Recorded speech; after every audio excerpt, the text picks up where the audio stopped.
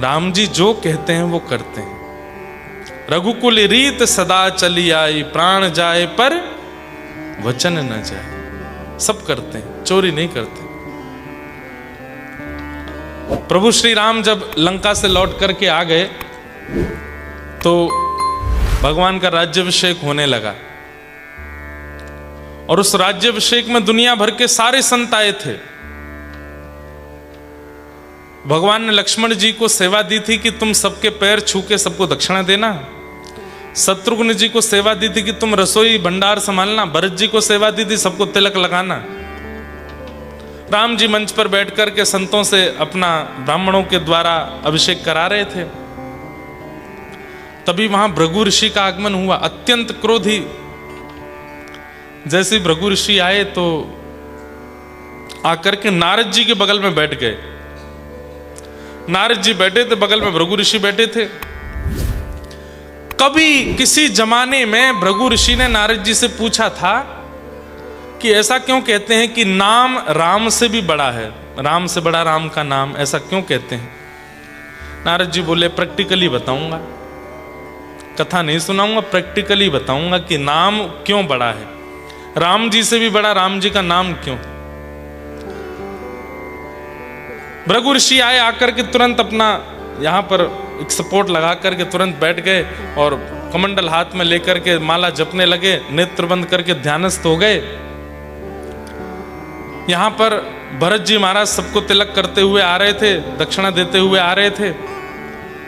जैसे ही भृगु ऋषि के पास आए तो नारद जी ने रोक दिया, बोले इनका तिलक और दक्षिणा मत दो। बोले क्यों, देख नहीं रहे हो ध्यान में बैठे हैं, कहीं तुमने इनका स्पर्श कर दिया, ये जरा से हिल गए, क्रोध में आंखें खुलेंगी तो सब जल के भस्म हो जाएगा। तो बोले क्या करें?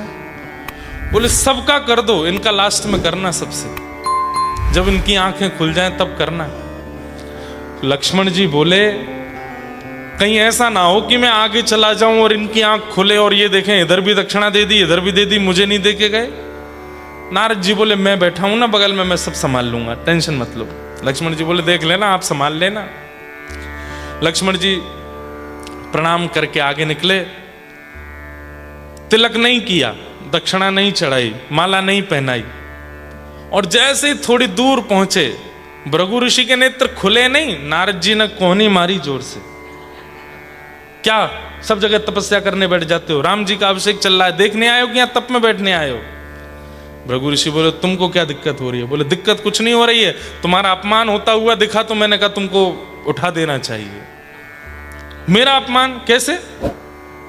बगल में देखो, इधर देखो। बोले सबके माला है? बोले हाँ। इधर देखो सबके माला है? बोले हाँ। सबके तिलक है, और ये देखो दक्षिणा भी मिली है। तुम्हारे ना माला है, ना तिलक है, ना दक्षिणा। और एक बात बोले, बोले क्या? माला तिलक दक्षिणा उसको नहीं दी जाती जिसको आमंत्रण नहीं भेजा हो। हमें तो लगता है तुम जबरदस्ती आ गए, वहां पे तुम बुलाए नहीं गए थे। अब किसी ज्ञानी पुरुष को इतना चेता दो तो क्रोध। और वैसे भृगु ऋषि, उन्होंने भगवान की छाती पर लात मारी थी, किसी को नहीं छोड़ते। मेरा अपमान किया गया राम जी की सभा में? बोले हाँ तुम्हारा अपमान किया है। नहीं तो देखो लक्ष्मण चला गया आगे। तुरंत उठ करके खड़े हो गए, गर्जना करके बोलने लगे हे श्री राम, आपकी सभा में कम से कम संतों का अपमान नहीं होना चाहिए, और यदि हो रहा है तो आपको इसका निर्णय करना चाहिए, न्याय करना चाहिए। राम जी तुरंत राज्याभिषेक के बीच में रुक गए। बोले महाराज क्या हो गया, आप क्यों चिल्ला रहे हैं, क्या बात है? सब लोग इधर देखो, ध्यान से सुनना कथा। बोले हमारा अपमान हुआ है तुम्हारी सभा में। किसने किया अपमान? बोले वो सब बात की बात है, बाद में बताऊंगा किसने किया अपमान, पहले ये बताओ अपमान करने वाले को दंड क्या दोगे? राम जी बोले महाराज आप बस नाम लीजिए, जिसका नाम लेंगे उसके प्राण हरण कर लूंगा मैं, वो जीवित नहीं बचेगा। तो भृगु ऋषि जोर से हंसने लगे, बोले सोच लो। राम जी बोले रघुकुल रीत सदा चली आई, प्राण जाए पर वचन न जाए। आप नाम बोलिए बस, आप जिसका नाम बोलेंगे वो जीवित नहीं बचेगा। तो बोले और थोड़ा कंफर्मेशन दे दो। तो राम जी बोलते हैं मैं हनुमान जी की सौगंध खा के कहता हूं, आप जिसका नाम बोलेंगे वो जीवित नहीं बचेगा। किसने किया आपका अपमान? भृगु ऋषि बोले तुम्हारे अनुज लक्ष्मण ने, तुम्हारे छोटे भाई लक्ष्मण ने मेरा अपमान किया है। तुरंत राम जी अपना धनुष बाण उठाए और बोले कहाँ है लक्ष्मण, मेरे सामने खड़ा करो। लक्ष्मण जी वहां संतों की सेवा में लगे थे।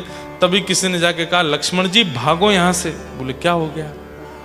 बोले भृगु ऋषि की आंख खुल गई है, और आंख खुलते ही वो आग बबूला हो रहे हैं, मेरा अपमान किया लक्ष्मण ने। अरे वो कहाँ है? नारद जी कहाँ है? नारद जी बोले थे कि मैं संभाल लूंगा। बोले नारद जी ने तो पूरा रायता फैलाया है, तुम तो भागो यहां से। लक्ष्मण जी बोले मुझे राम जी मार दें इसकी मुझे चिंता नहीं है। ऐसा हो नहीं सकता कि राम जी कह रहे हैं कि मैं लक्ष्मण को बाण मारूंगा और लक्ष्मण जी भागे ना। लक्ष्मण जी तो सामने आके खड़े हो जाएंगे कि मार दीजिए नाथ, मेरा सौभाग्य आपके हाथों मरूं। लेकिन लक्ष्मण जी भाग क्यों रहे हैं? लक्ष्मण जी कह रहे हैं जिस मुकुट को अपने भैया के सिर पर पधरा करके उनका राज्याभिषेक करके कौशलपुर अयोध्या का राजा बने जिन भैया को मैं देखना चाहता हूं, जिसके लिए मैंने 14 वर्ष निद्रा को जीता है, आज वो दृश्य देखे बिना प्राण नहीं त्यागूंगा। मैं एक बार बस देख लूं कि मेरे भैया राजा बन गए, सिर पर मुकुट बैठ गया, उसके बाद वो मेरे प्राण ले लें। अभी राज्याभिषेक हुआ नहीं है, उससे पहले मेरे प्राण चले जाएंगे तो मैं कैसे जीऊं? एक बार राजा राम देखना चाहता हूं, उसके बाद प्राण चले जाएं, तो इसलिए भाग रहे थे। हनुमान जी को ढूंढने लगे, वही बचाएंगे। ढूंढते ढूंढते हनुमान जी को ढूंढने लगे, हनुमान जी नहीं मिले। बोले अब कहां जाऊं? ऐसा लग रहा है लक्ष्मण जी ही रो रहे हों, भाग रहे हों बालक के रूप में। हनुमान जी भी जब नहीं मिले लक्ष्मण जी को,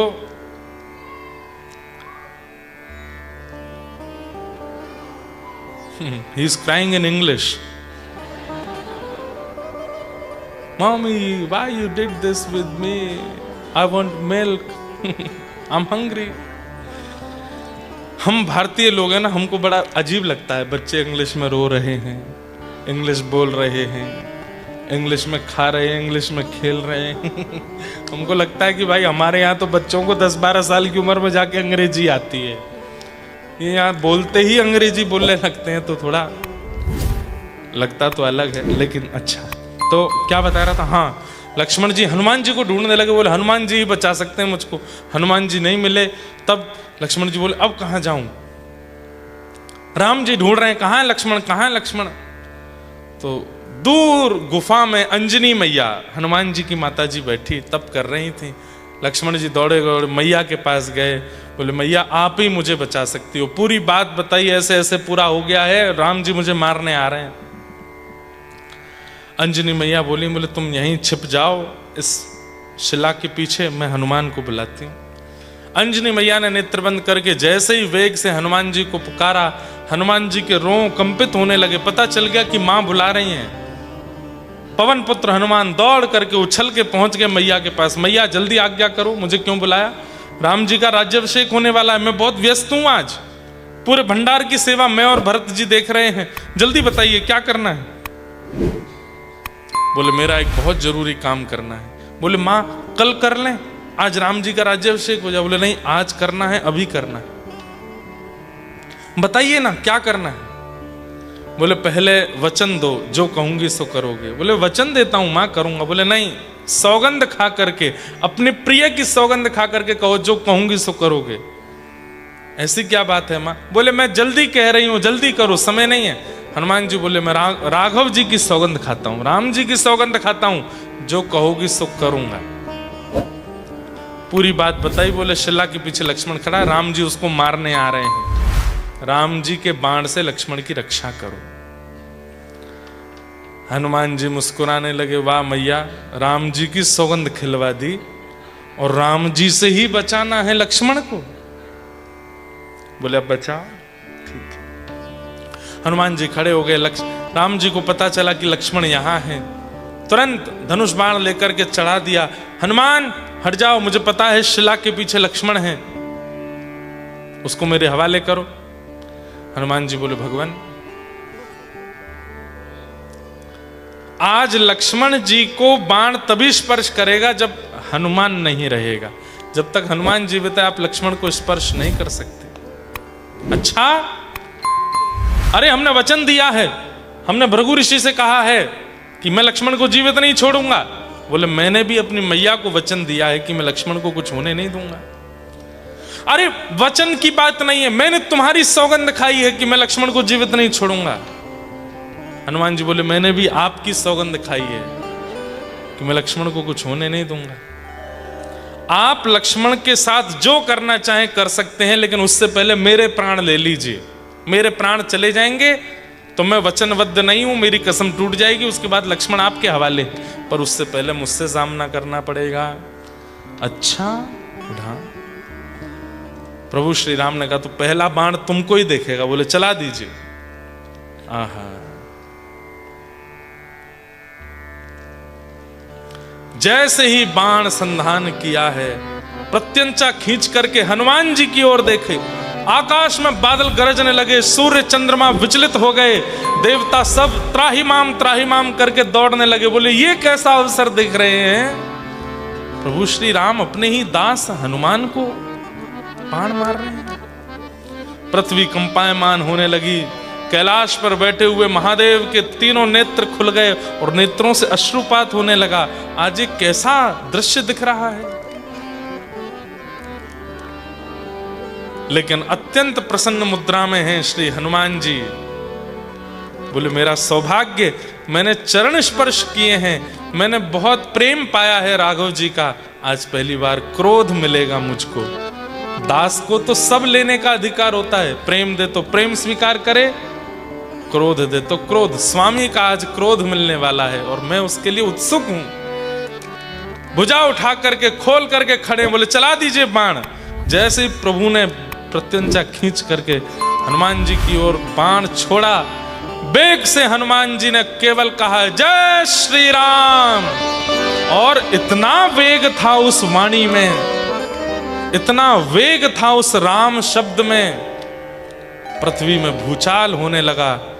अरे पृथ्वी डामाडोल हो जाए, आकाश में भूचाल आ जाए, पर्वत हिलने लग जाए, ये बात तो एक थी, लेकिन आज वायु की दिशा इधर उधर होने लगी।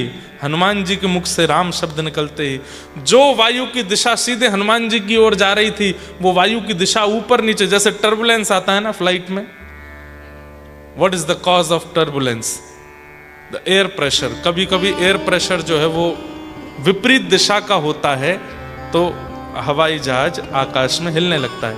तो यू कैन जस्ट इमेजिन कि हवाई जहाज क्या है? दैट्स द बाण राम जी ने जो छोड़ा है।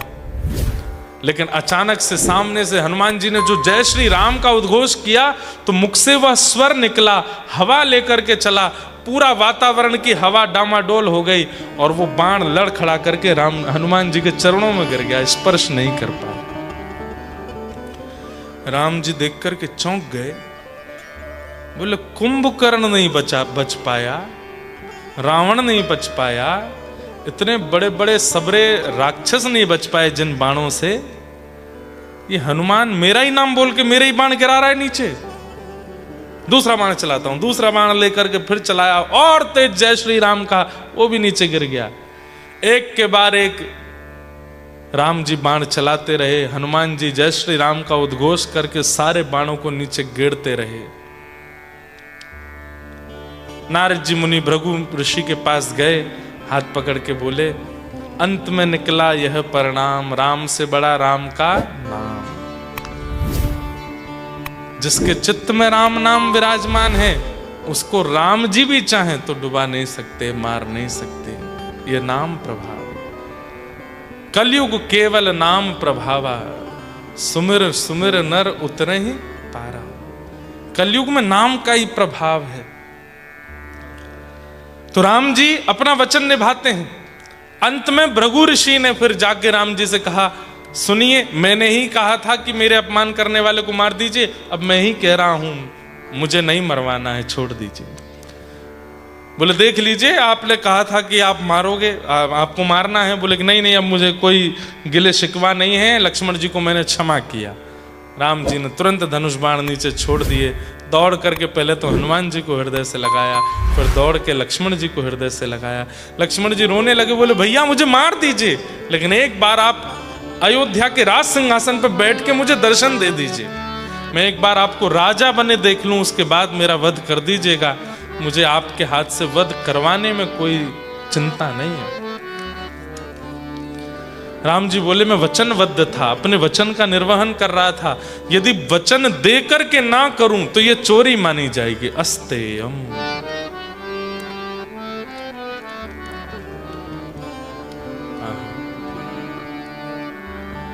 ऐसे प्रभु श्री राम है।